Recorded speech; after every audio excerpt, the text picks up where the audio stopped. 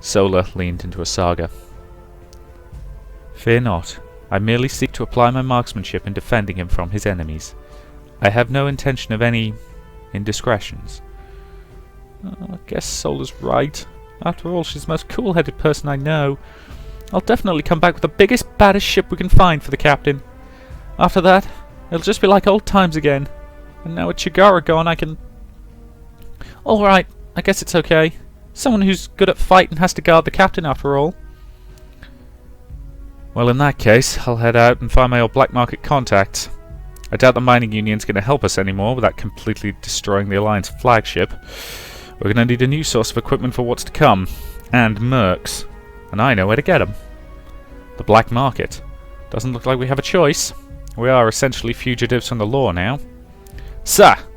While this may be disappointing news, I intend to turn myself into the Alliance. Huh?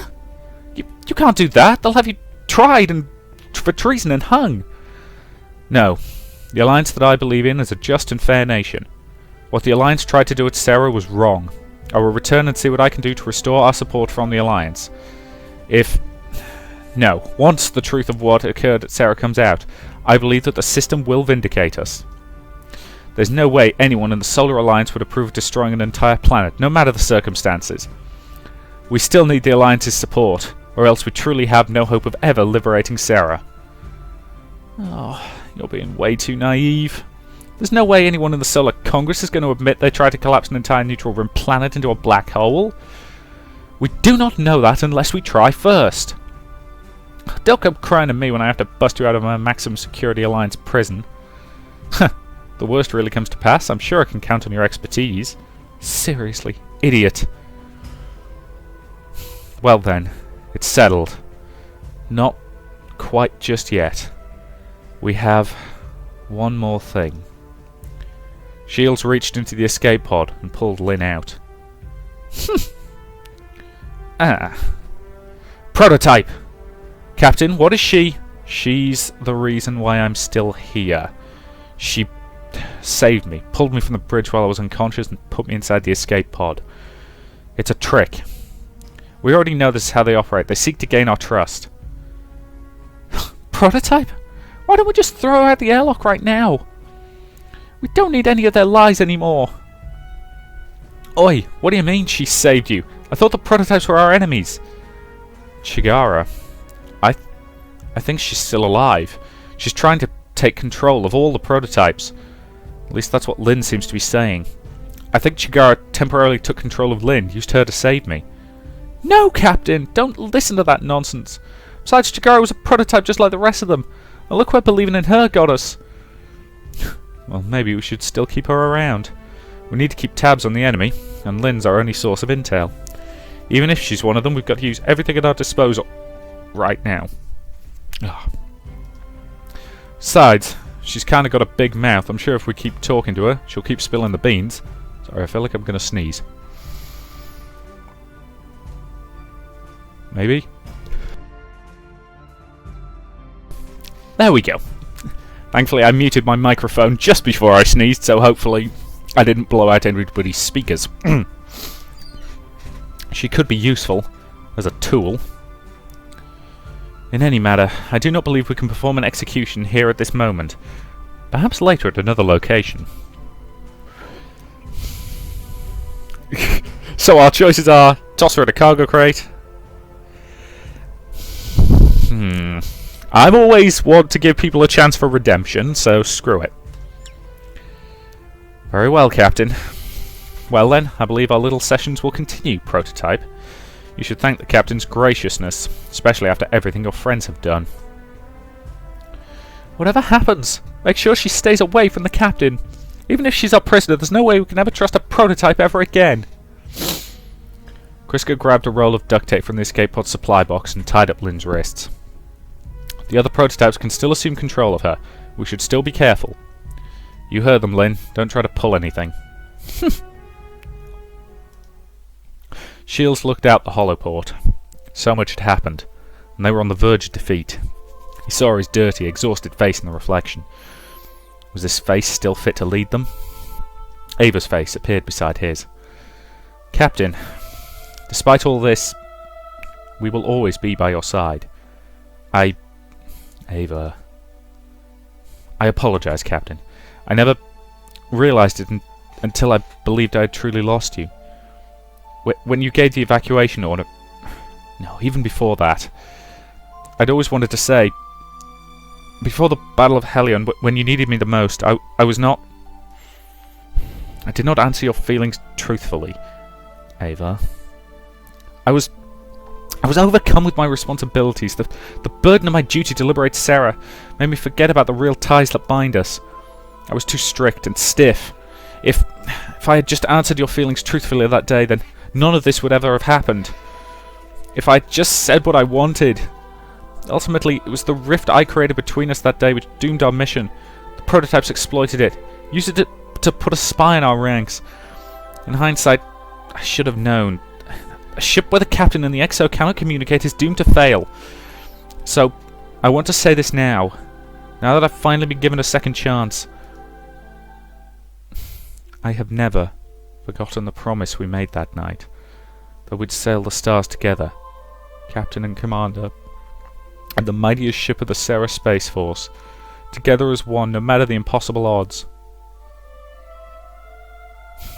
I know, Ava. Because let's face it, of all this crew... relationship choices. If I could pick anyone... Personally, I'd go with Kriska, but at the same time, I don't want to bugger up the, Kriska-Ikari relationship, because frankly, I think that'll be good for both of them. Plus, who doesn't love, Yuri shipping? That is Yuri, isn't it? Yeah. Yuri's lesbian, Yaoi is, blokes. Right, anyway. So, of the remaining people, I would definitely pick Ava. Or possibly Solar. I mean, I did pick Solar in my Sunrider Academy playthrough, but... in this game, I'd probably say Ava. Yes. Kato. Hey, Commander, that's unfair. What about me? I was the one trying to warn you about Chigara the most, remember? If only you'd listened to me, Captain. Still, my offer stands. Asaga Daruvia, hero of justice. At your service, sir. If you need a supervillain taken down, you know who to call. Also comes with the bonus of kissing the maiden into the sunset after everything's over. How about it, Captain? I've always been on your side. Ugh, what is this stupid love fest? I can't believe you guys even still like this guy. Just look at him. Totally got backstabbed by his new girlfriend. Literally just days after going out. Totally ruined everything we fought for over the past year. And on top of that, completely vaporized our ship. And the most unreliable space captain in the history of space captains. I can't believe I like a guy like him. Ugh. I mean, it's not like I like you or anything. Ugh. Ikari ran screaming across the cargo bay and hid behind a stack of crates. Captain, I understand we will be spending much time together from now on. Perhaps we should get closer. I swear to God they're building it up for a bleeding harem ending.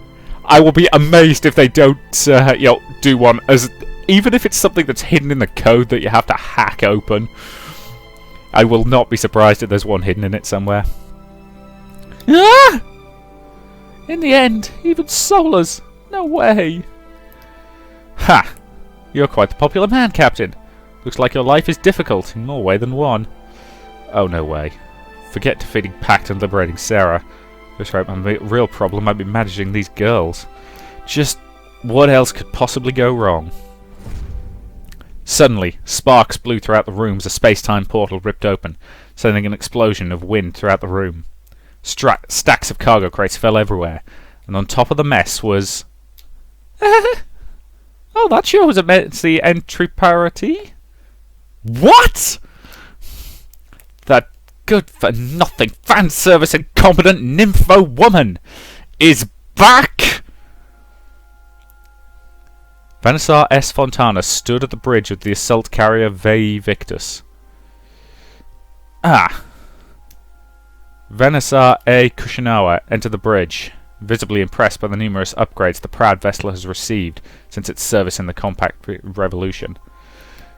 You've grown, boy. Welcome back from your exile, Kushinawa of the Many Miracles. Your exploits against the new Empire are still sung in pact space to this day. I was there myself to witness you dispatch no less than an entire Imperial flotilla in mere moments using nothing but destroyers over the skies of Threlia. It was truly unfortunate that one such as yourself was exiled by the madwoman Alice. Leaders of your caliber have been sorely lacking in the Pact fleet thus far. Flattery will get you nowhere, CSR. By my order, your position as the High Admiral of the Crimson Fleet is hereby reinstated. You once held back Imperial fleets 1,000 strong, using nothing more than dozens of scrapped pirate ships. Now you will defend our lands from the coming Imperialists, not with obsolete frigates, but with the full might of Pact's industrial base. Further, you are hereby commissioned as the captain of our flagship. Not how it works. She'd be the admiral of the flagship, with a captain, because an admiral's basically busy running the goddamn fleet, while the captain runs the individual ship. Just pointing that out there. The Legion. Huh. You were just a boy when Arcadius picked you up off the streets of Threlia. To think you would now lead what he started. It's been so many years. Alice's failure was set the moment she set out to lead Pact. She was but a broken, destitute girl when Arcadius met her. Her home destroyed, her entire life in shambles. He took her in, sheltered her, gave her a new life inside Compact, gave her family, and she fell hopelessly in love with him. But her dreams were to be thwarted. To the very end, Arcadius sought peace with the new Empire. He believed the Compact and the Empire would have to reach consolidation in order to end the bloodshed, while the others within Compact sought a more radical approach. And in the end, it was the angry mob which won. When we took New Eden, the pressure chamber of the furious anger after centuries of brutal oppression burst, and the mobs took to the streets, set everything ablaze, raped and pillaged and tore down millennia of history. And Alice was there that day, and when Arcadius stood before the mobs trying to protect the Emperor, he was cut down and killed by the very people he had sought to liberate. And since that day, Alice lost her mind. In the end, she sought justice for Arcadius, in her own twisted logic, by seeking the complete annihilation of humankind. Very well, if you are to lead Compact into a new age, free of the madness which Alice brought into our cause, then I will gladly take your fleet. Just know that if you prove unworthy of flying the Crimson Flag, then I will dispose of you myself. I expect nothing less. The Solar Alliance amasses for a full-scale invasion of Pact space. Now that the Liberation Day massacre has occurred, this war will only end in one of two ways. Either we win, or they kill all of us. What must be our next move? They assemble their fleets at Barona, while our forces are still stationed at Sarah. The Alliance has thus far won effectively every battle of the war, but now their brightest military minds have been killed at Sarah. Their fury will be their undoing. They intend to strike Tethra. Tethra? But that is deep inside Pact space, merely a few jumps from New Eden itself. We have amassed all our ships at Sarah, leaving our interior undefended. The Alliance will seek a target that will deal the most damage to our will, and a heavily populated core world like Tethra would be too tantalizing a target if it would remain undefended. They will perform a risky multi-stage warp from Barona to Tethra, ignoring Sarah altogether. Thus far, Grey was wise enough to avoid such high-risk stratagems, but with him dead, and the Alliance voters wanting blood, send messages on our encrypted channels, inform all our ships to amass at Sarah for a final defensive line. The Alliance will no doubt intercept our message. I believe we intend to remain at Sarah. In the meantime, I shall take my fleet and hide in maximum low orbit behind Tethra's moon. When the Alliance warps in, believing we are still at Sarah, that will be the end of their offensive, as their ships will be trapped deep inside Pact space with no safe warp point to retreat back to. We will hunt down the remaining ships of the combined fleet as they scramble out of our territory, until none remain. Very well. We shall see if your predictions come to fruition. Emil Kushinar. Her stratagems are the stuff of legend. The new Imperials even whispered she was a time traveller who could foresee the future. No, I know that Kushinawa has no secret weapons, no lost technology aiding her seemingly prophetic predictions. She is merely that good. Kushinawa took Fontana's speakerphone and relayed a message to all hands. All hands! I am Venisar A. Kushinawa, newly reinstated High Admiral of the Crimson Fleet. Some of you may have heard my name during the Compact Revolution, and I am told that during my absence the men and women of the Martyrs' Banner shamed our cause with cowardly tactics as bombing unarmed civilians, mistreating prisoners of war, and flying with artificial beings who have never understood the meaning of sacrifice. Know that as of now, such unbecoming conduct has no place in our fleets. I'll reform the lot of you until you become sailors worthy of that red uniform. Throughout the past years, everything I heard of the new Pact fleet brought nothing but shame and disgust to my heart. We are not the villains of this story. We are the proud men and women who fight for freedom, justice, and equality. No longer shall the name Pact bring forth images of despair, violence, and brutality. The entire galaxy detests us now, and for good reason. For we have brought nothing but great suffering to the common folk of the Neutral Rim and beyond. But soon, the entire galaxy shall sing songs of our heroism, of our discipline. We will turn the tide of this war and bring about a new age, where Pact shall no longer be the evil empire, but the liberators. The age of compact, when we sought peace instead of violence, freedom instead of blind obedience to demagogues, and equality for all, begins today. Kushinawa, out. The bridge crew stood and applauded. My brothers and sisters, I may be your admiral, but I am merely a soldier of the Crimson Flag, just like you all. Together, we will turn back the tide of war, back to our favour. Perhaps the old days of the Compact Revolution can return, when we travelled the stars to liberate ourselves from the new empire. Alice is now dead, and the fool Shields has been removed from the picture as well. The era of Pact has begun.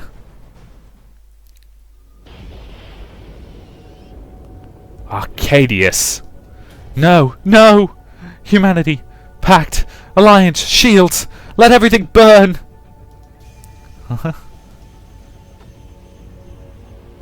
Captain? Captain!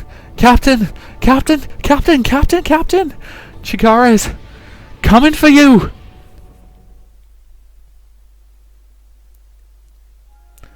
Shields grabbed his supply pack from the life pod and put it on his back, and Sola grabbed an enormous scoped rifle from a black case.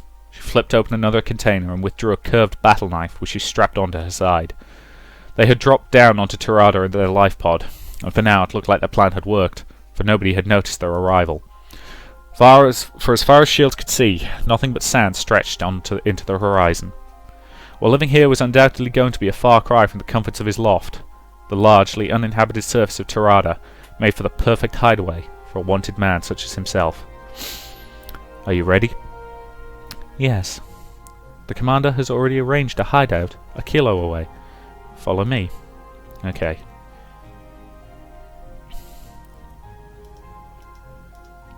Kato spoke as they crossed the seemingly endless desert.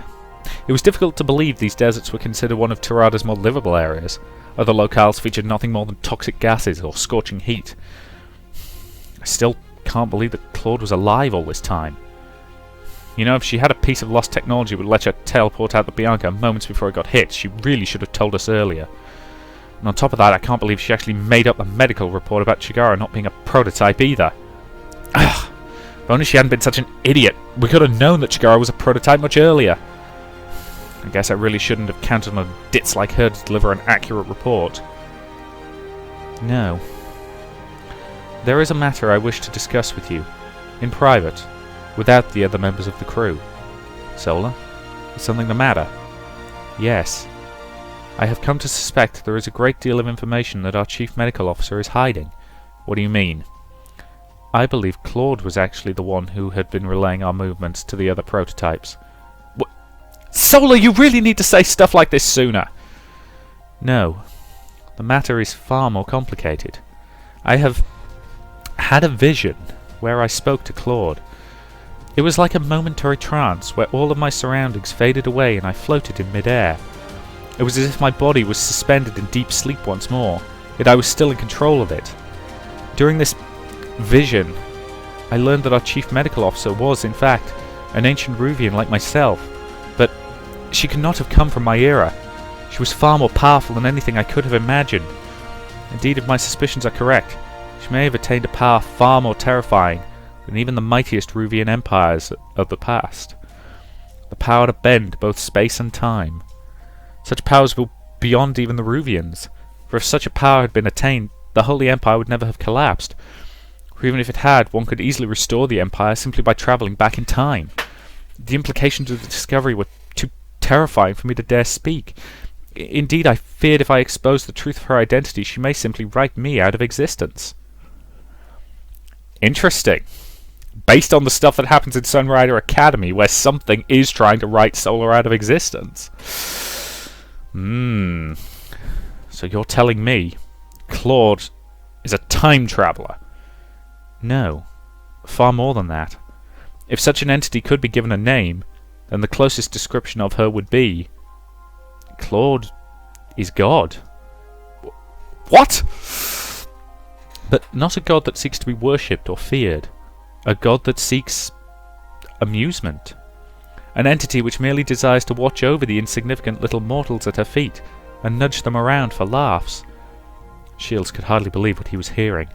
The notion that Venice RS Arcadius was actually a petite girl would have been easier to swallow than this revelation. That good-for-nothing hack of a doctor actually a deity? Yet, the situation is still more troubling. I believe the sole reason for Claude joining the crew of the Sunrider was to lead you to me. What makes you think that? Given the new revelation that I was merely in cold sleep for mere months, there is only one remaining explanation as to how I ended up in this timeline, given the circumstantial evidence at hand. I too am a time traveller, albeit an unintentional one. I must have warped forward in time 2,000 years, just moments before the activation of the Sharlak's final tier. That would further explain why I survived the certain death the final tier would have caused.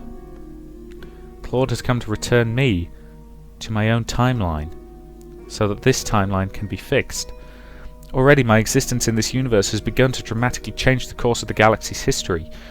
If I were to remain here, surely the entire fate of the universe may be at stake. Slow down, Solar, I'm not following. Why does you being here mean the universe is doomed? My arrival has already changed the course of the universe's history. If the timeline were to deviate any further, I fear that an irreparable time paradox could occur. I am effectively a rogue agent which should not exist in this universe, and if I am to accidentally cause an event which would otherwise be impossible in the original timeline, then the entire space-time continuum could very well collapse. Put another way, if my existence changes the timeline so majorly as to alter the course of history, this entire universe will simply collapse.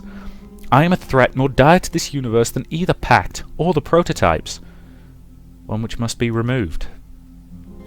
I am not going to let that happen. You're one of us now. Shields gripped Solar's shoulders. From what you've just told me of your timeline, if you were to go back to it, you'd just be used as a pawn again. In fact, worse, you'd be killed right away. You said it yourself, right? You time warped just a second before the final tear burst. If you go back now, you'll be just as dead. And there's not a chance in hell I'll let that happen. Not on my watch. Captain, you mustn't say such things, or else... I swear, I'll protect you, Solar. The universe and its time paradoxes can be damned. Yes, Captain. Now please. Shields realised that he was inches away from Solar's face, and he embarrassingly took his grip off her. The two continued walking towards the hideout. Shields broke the now awkward silence. You know, you mentioned the time paradox, but you've been here with us for about a year now? Looks to me the universe is still working out just fine. Claude seems like she's still just observing the situation. Maybe there's still a way out of this, without you returning to your timeline. Yes.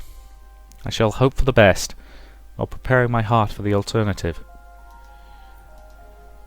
Another new problem, huh? For now, with both of us hidden away in this remote planet, Solar won't be able to alter the timeline.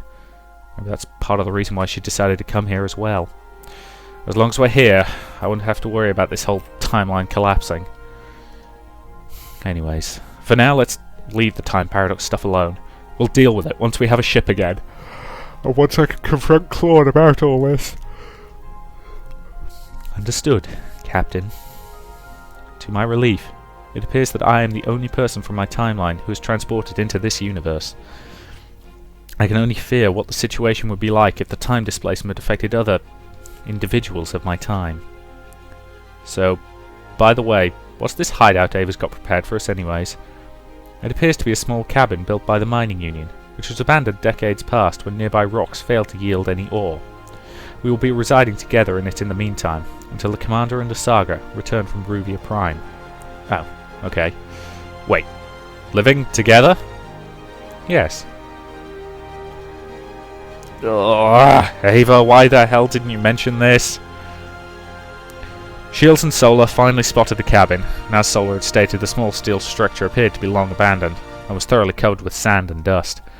Shields looked at his new temporary home. He was now a fugitive from society, a space captain without a ship. His crew now scattered throughout the galaxy, desperately trying to restore what they had lost. One day, they would all be reunited, but for now the road ahead appeared dark. They were defeated, but not yet out. He gritted his teeth. Too many lives had been lost for him to surrender now. His crew had entrusted their lives to him, and despite letting everyone down, he still had everyone's support. He had to carry on, no matter the weight on his shoulders. He looked to the distance with Solar. They would rebuild from this point on. His losses had been grave, his wounds went beyond the physical, but he was still alive to fight another day. And as long as he had but a sliver of strength left in him, he would keep trying to restore what was lost. And despite all they had worked for, the prototypes had managed to thwart them. Their mission was vast, their efforts mightier, and they'd got close to winning. But at the last moment the enemy had one last trick up their sleeve and had snatched victory away. And because of that, Chigara... No. She was still alive. Shields knew he would see her again. And from the ashes of this defeat, they would all be reborn. Deep inside of him, he knew the Sunrider will be reborn. Well, that was longer than I was expecting. So much for your 20 to 30 minute estimate. Then again, I suppose when I'm reading the whole thing out, it makes sense that it takes longer. Right, you don't need to see the credits again. Hey. I'm assuming they haven't added anything to the, Yeah. There we go. So I'm assuming they haven't added anything new to this bit. So you don't need to, read it again. Yep, thought so. Right! So yeah, I think I'm actually going to go during the editing process. I recorded that as one chunk because I was expecting 20 to 30 minutes. It's actually 53 and a half at the moment. So I'll split it into two separate videos, I think. You know, rather than give you one massive one. That's, you know, partially for you, partially for me. So, yeah. So, yes, thank you very much for watching. And, yeah, I will see you in future series.